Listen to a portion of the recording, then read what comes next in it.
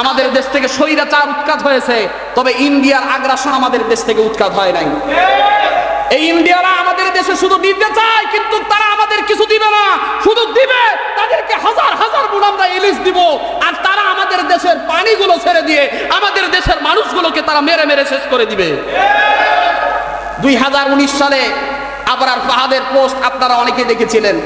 2019 সালে শুধুমাত্র এই কথাটাই তার ফেসবুকে বলেছিল যে কই আমাদেরকে মোদি বলে দেয় না, ভারত তো আমাদেরকে অনেক কিছু দেয়, আমরা এই যে 500 টন ইলিশ দিলাম আর তিনি আমাদেরকে এই দেখেন হাজার হাজার মন এখন মেট্রিক টন আমাদের পানি ছেড়ে দিছে, ফারাক্কার বাঁধ ছেড়ে দিছে, আমাদের তিস্তা ব্যারেজ থেকে যত পানি দরকার সব ছেড়ে দিছে।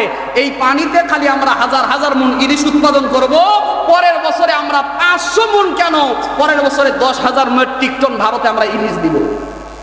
এই কথা বলছিল কি বলছিল না? আবরার ফাহাদের পোস্ট এখনো ফেসবুকে আছে। এই একটা কথা বলার কারণে, ইন্ডিয়া আগ্রাসনের বিরুদ্ধে কথা বলার কারণে আবরার ফাহাদের মতো সোনার ছেলেকে পিটিয়ে মারা হয়েছিল, সোনার ছেলেদেরকে পিটিয়ে মারা হয়েছিল। তার মানে বুঝাইতে চায়, ইন্ডিয়া বুঝাইতে চায় আমাদের বিরুদ্ধে কোনো কথা বলা যাবে? তুমি কে? তোমার বিরুদ্ধে কথা বলা যাবে না কেন? তুমি আমাদের দেশের কে? আমাদের দেশ থেকে তুমি শুধু নিয়েছো, কিছু দাও নাই। আমাদের দেশের থেকে তুমি খালি দিয়েছো, পেঁয়াজ দাও, আলু দাও, তাকে মনকে মন ইলিশ দাও, কত কিছু তাকে খালি দেওয়া লাগবে, তার পরিবর্তে তিনি শুধু আমাদের কাছে পানি দিয়ে মারবে। এই যে আমরা একটা প্রবাদে শুনছিলাম, যদি না পারি তোকে ভাতে মারবো, কিন্তু এখন আর ভাতে মারে না, কারণ বাংলাদেশের মানুষ এখন কৃষি উৎপন্ন করে, ভাতে আর মারতে পারে না। এই জন্য এখন আমাদের কি দিয়ে মারতেছে? আপনারাই বলেন, আমি সব বলবো, আপনারাই বলেন কি দিয়ে মারতেছে? এতদিন ভাসুরের নাম মুখে দিলেও দোষ হইতো। পত্রিকার পাতায় প্রথম আলো এখনো নিউজ করছে, গতকালকের নিউজ দেখেন, পত্রিকার পাতায় বলছে উজানের ভাটির পানি এসে আমাদের বাংলাদেশকে বলে ডুবাইয়া দিছে। তার মানে এখনোই প্রথম আলোর মতো কুলাঙ্গার কিছু সাংবাদিকরা আছে যারা এখনো তাদের নাম নিতে ভয় পায়।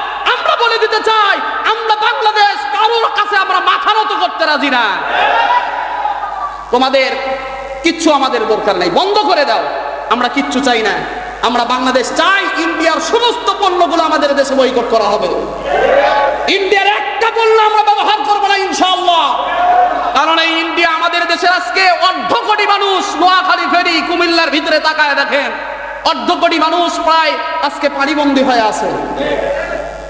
আজকে তিনি চাচ্ছে ওই কিছু তো করতে পারলাম না, ইন্ডিয়া চাই কিছু তো করতে পারলাম না, একটু তাহলে পানির বাঁধটা একটু খুলে দেই। আজকে আমাদের দেশের চতুর্পার্শ্বে তারা বাঁধ নির্মাণ করেছে, চতুর্পার্শ্বে প্রায় 51টি বাঁধ তারা নির্মাণ করেছে। আর এতদিন ধরে আমরা বাংলাদেশের রোল মডেলের শুধু উন্নয়নের বুলি শুনেছি, কিন্তু একটা বাঁধ তাদের বাঁধের বিপরীতে করার সাহস আমরা পাই? এতদিন শুধু উন্নয়নের বুলি আমরা শুনেছি। আমরা চাই আমাদের দেশে ফারাক্কা বাঁধের সামনে আমরা আবার বাঁধ নির্মাণ করবো ইনশাআল্লাহ। আমরা দেখা দিব আমরা ইন্ডিয়ার উপরে নির্ভর নয়, আমরা একমাত্র আল্লাহর উপরে নির্ভর। আমরা কারো গোলামি করতে রাজি না, আমরা কারো গোলামি করতে রাজি না। এই ইন্ডিয়ার আগ্রাসন আজকে শুধু নতুন নয়, ইন্ডিয়ার আগ্রাসন আজকে শুধু নতুন নয়, তারা মুসলমানদেরকে আমাদের দেশকে বলে বন্ধু, কিন্তু করে আচরণ শত্রুর মতো।